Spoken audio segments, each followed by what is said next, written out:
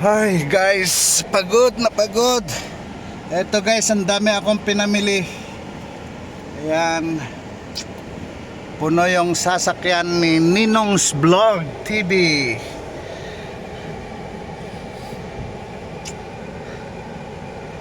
Dito po sa Jadito.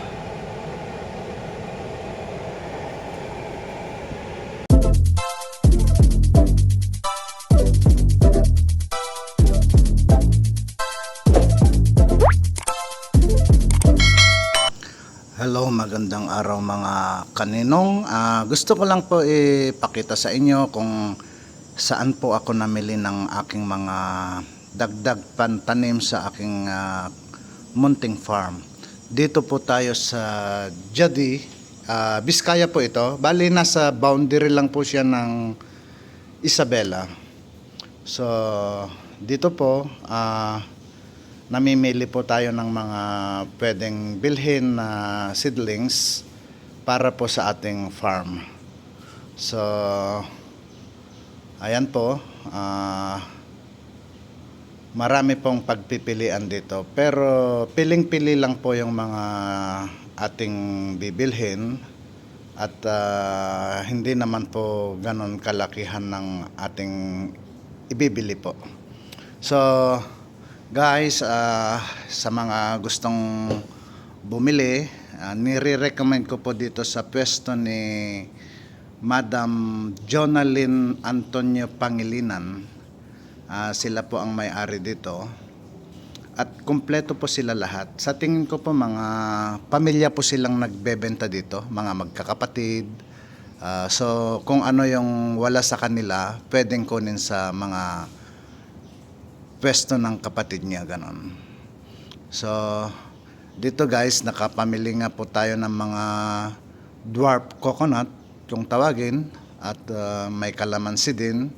Mga sari-sari po yung binili ko para po sa ganon ay magkakaroon po tayo sa ating farm. Ito po si Sir, asawa ni Ma'am Jonalyn, at mababait po sila. Ito po si Ma'am Jonalyn, shout out naman dyan, Ma'am Jonalyn Antonio Pangilinan ng Jadi. Sila po ang may-ari po dito sa pwesto na ito guys.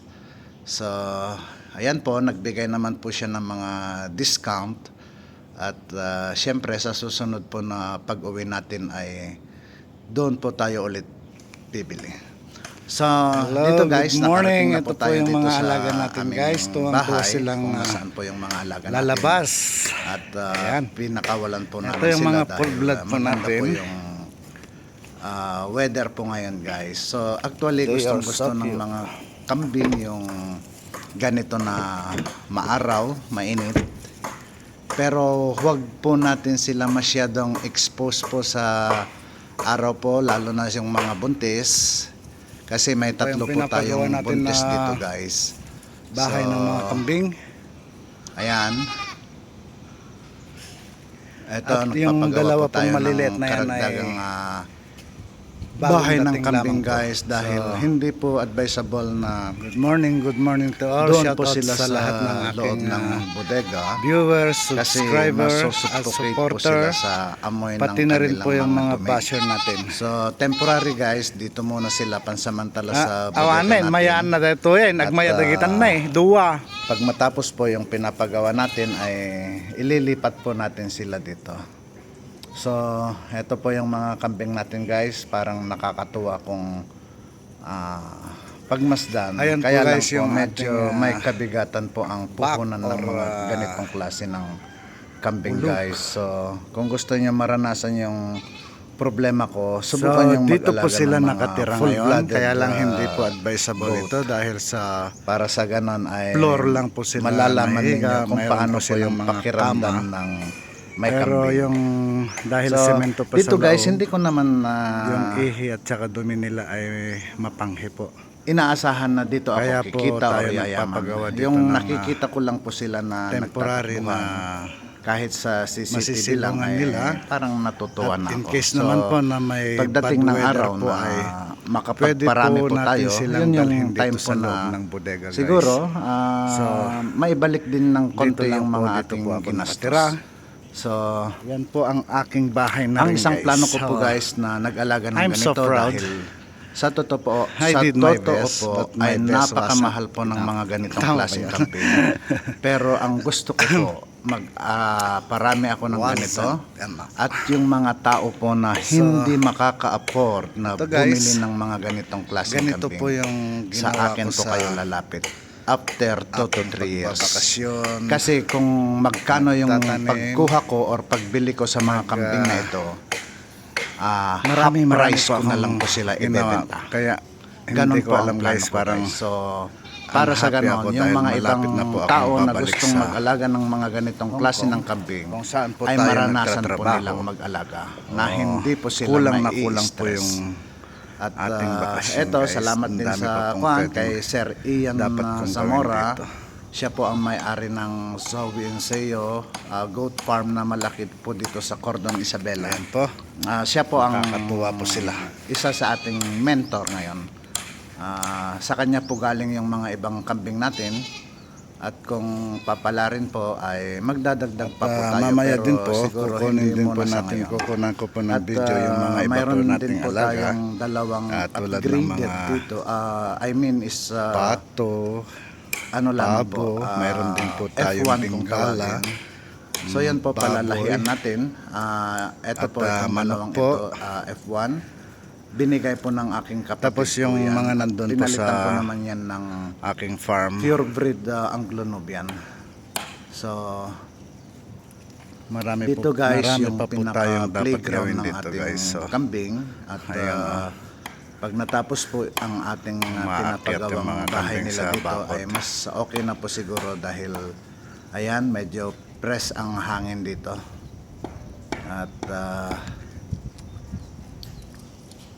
ayan po sila. Nakakatuwa po pag pinapanood. Siguro lalo na kung marami na sila. So, kunting tiis lang at pasasaan ba kundi babalik din yung mga ginastos natin dito, guys. Dami na pong laki na pong nagasto dito, Kung lalo na po maaari sa lamang, sana bayan ay ng ating mga tauhan. ayaw ko nang bumalik sa abroad, yung mga guys, pero hindi materialis po po na pwede ginagamit dahil kasi mayroon po nakailang tayong ulit na po dalawang akong college pabago-bago ng mga na pabahay ng ating kambing, guys. ginagastusan po. So, medyo konting mabigat tiis-tiis pero lang happy muna. naman po tayo. Wala naman pong pagsisisi. Shout out ko rin yung mga Ito po kapwa yung ko bodega Kubong yan OFW. ay itinayo ko na pa yan noong year 2000. So, Hinihikayat ko po kayo na 24 years from mag-start now na. po ng kahit at ang konting plano ko noon ay pwedeng mamimili ng mga pagkakitaan maisana kaya at pagdating palay. ng araw Kaya na mayroon tayo po po ay akong rice mill. magpo-forward. Pero hindi po Hindi ko po nag-click sinasabi dahil na ako ay perfecto gawa nga po ng or wala po tayong taong matalino, pero maaasahan tulad or po base sa mapagkakatiwalaan aking po diyan. mga naririnig, pansamantala, nakikita, naka-temporary po na close na ay ganyan. marami po tayong At mga kasamahan pag magkaroon na ng OFW chance na na malakas umuwi pa po tayo na sa walang-wala po. So, darating na guys, ito pag-uwi tulad natin ng or aking pagpapagod, ay ipagpapatuloy hindi ko naman pa rin sinasabi po na natin ito yan. sapat Pero kung na hindi naman po ay gagawin ko sa na lang po yan na parang aking, collection na lang po. So, total nandyan na, nakatayo na siya. Pero siyempre mag-i-start Bali, ang po tayo binabayaran na lang po dyan ay yung pinakamababa. yearly Ayan po, guys. income tax ba yun? Kasi Nakakatuwa binabayaran yung ko ating po mga lahat yan. kambing. Pati building, mayroon pong anong tawag doon? May charge Ayan po yan sila. every year po. So, mahirap din po yung magkaroon ng mga At dito po properties mamayang pala hapon dahil mag-i-start po ako kahit na hindi gumagana, magtatanim dito sa labas binabayaran po talaga. ng mga So, Nyug. dito po, para sa ganun po marami ay po tayong plano magkakaroon tayo dito. ng Kaya shade lang, dito. pabalik na po Kasi tayo sa Hong Kong kung saan Open po po tayo sa lugar na nagtatrabaho. ito, guys. So, step by step na lang po. Kaya pag ganito ang At, tirik na tirik ang araw siguro ay sa sobra susunod pong na init, guys. pag-uwi natin or pag nagkaroon po tayo ng konting budget, marami pa po tayong gagawin dito dahil siyempre, hindi naman po basta-basta Ito matapos yung yung digmaan mga natin, plano guys. natin sa buhay. So, Ayan. guys, ito Nililigawan ay siya. Nililigawan ng hindi ating naman po back. karamihan pa nung aking kambing, pero siyempre lahat po tayo ay mag-uumpisa po sa number 1, kumbaga pataas. So nasa stage pa lang po ako ng beginner, guys. So Jason! kailangan ko po yung support ninyo sa aking YouTube channel para po